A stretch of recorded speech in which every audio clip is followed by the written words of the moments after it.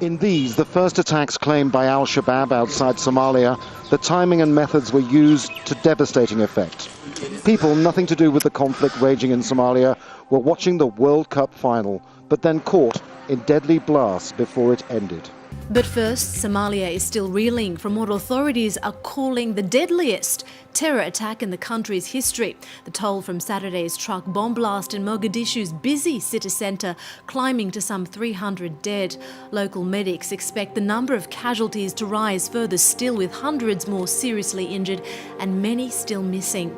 A new propaganda push by the Al-Qaeda-linked Somali militant group Al-Shabaab calls on those around the world who subscribe to that ideology to carry out lone wolf attacks, with the spectre of Paris and the Denmark attacks still so close at hand. We to inform that today at about 3 o'clock in the afternoon, a group of unknown armed assailants attacked the Djibouti complex in what we suspect could be a terror attack.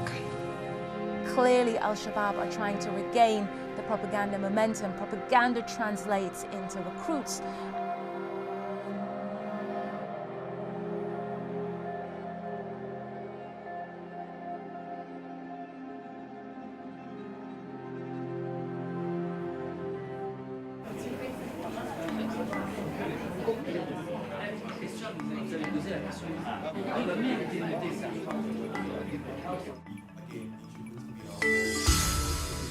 The key important factors from the workshop that I take out with me is as much as these extremism and all these radical groups are doing what they do, we as individuals, we have a role to play.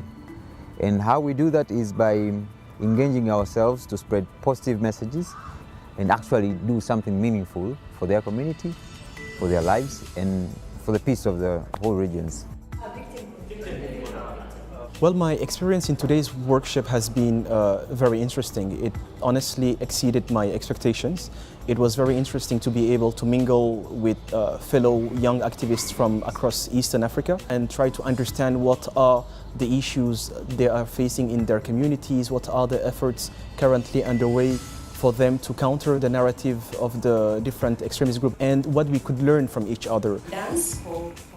The workshop has been good. It has been enriching. For me, I have learned a lot. Like I said, this was the first time I was encountering such a workshop. I've learned a lot, and what stood out for me actually is how to come up with a good campaign message and actually how to also send it out there, because all those two are key. One thing that has really stood out for me is communication and packaging information.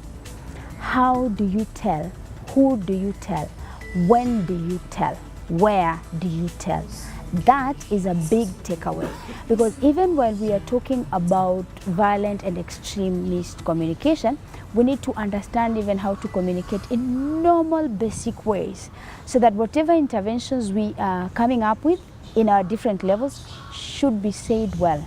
And this has helped me to package what I do, and even how I intend to go and change the world using the power of communication. I was raising and pointing at the problem itself, and I was thinking that this is the best way for me just to answer to the problem by raising it, you understand, and trying to say, no, this is wrong, this is right. But now with this training, I just came to know that when you want to correct something, you don't need to just go on the opposite side.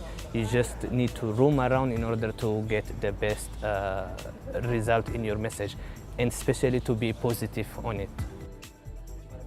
This is not something that is only confined to certain, like this topic only, to extremism only, but I can also use this, how I can target my audiences. So I can use this besides countering extremism, disseminate the information that I wanted to my followers and friends. This workshop, the main objective was to bring the young African leaders to be able to equip them with skills that can enable them to work with the communities in challenging and undermining violent extremist ideology by developing campaign messages, alternative messages that are able to influence their society, their communities, wherever they are, and try to deny extremists any forum to be able to recruit our young people into violent extremism and terrorism.